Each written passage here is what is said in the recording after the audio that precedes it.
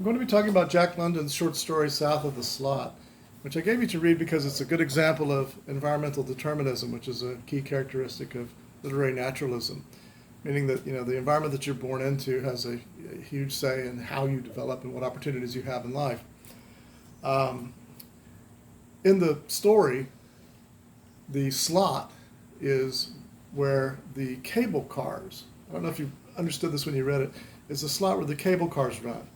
You've probably seen these famous pictures of cable cars running up and down the very steep hills of San Francisco. Well, the slot was a big piece of metal with the slot in the middle of it, and a cable running underground on a constant circuit. And the engineers on the cable cars would literally grab onto this cable with like a plier mechanism with a series of gears that would lessen the jolt, when they grabbed onto it, although it still jolted really hard. I've been on them. And then it would pull the cable car.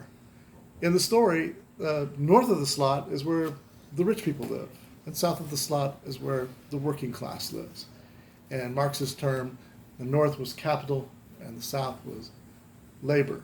And Freud says that biology is destiny. Marx might say that geography is destiny. Which side of that slot you were born on had a lot to do with how, what opportunities you had in life, where you started in life and where you could end. And in the story, Freddie Tots is a professor at the University of California, now known as the University of California, Berkeley, where Jack London briefly went to school. And he's rich, and he has a blonde girlfriend who's also rich. And when he goes down into the south of the slot, though, and adopts a different persona in order to do research for a book he's writing about the working class, he takes on the persona of Big Bill Tots. And, he's a working class labor organizer, and he has a totally different girlfriend. She's not blonde, she's dark-haired. And where he is depends on, how he acts and who he is. So this story it's a very good example of literary naturalism. But I wanted you to think about where the slot is where we live. Of course, we don't have cable cars, and we certainly don't have hills that they climb up. But what's the slot down here? And if you think about it, you'll probably realize that most of the towns that you all were born in and raised in and perhaps still live in are laid out along the railroad or the highway that runs next to the railroad. That's the slot. And it was purposefully created that way by the Anglo land developers who laid out all these towns in the early part of the 20th century. They had, on the north side or the south side, usually it was the north side, they had the neighborhoods for the Anglos, and on the south side, that is capital, largely, and on the south side they had labor, the Mexican American side of town.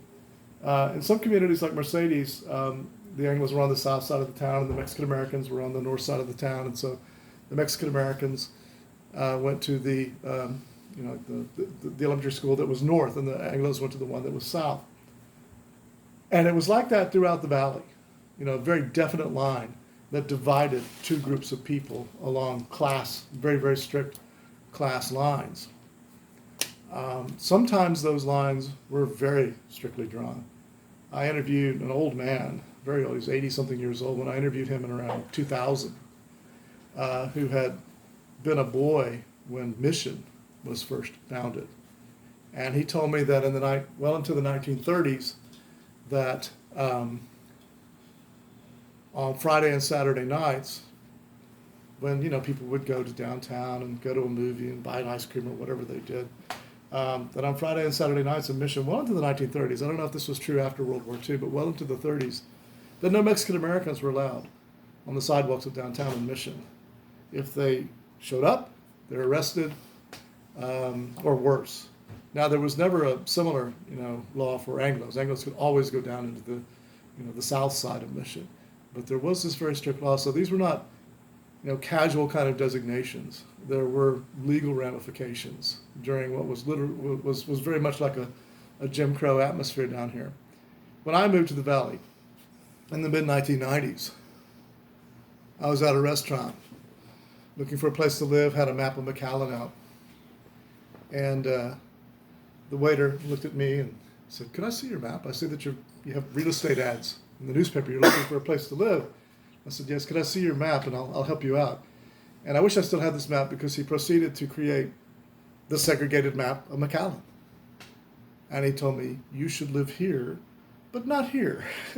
Mainly he was saying I should live north and not south. And he pointed to some neighborhoods and said, you would be okay here. But everybody knew, even in the mid-1990s, people knew where people were supposed to live. There was a slot. There were, segregated lines that still existed in the mid-1990s. Excuse me. I don't find that to be quite so true anymore. And we hope that these lines are, have been erased or are being erased. But if you look at literature back in the, during the time period that we're studying, or if you look at the history of the Valley, and hopefully until very recently, you're going to find evidence of those slots that really determine people's fates. Thanks.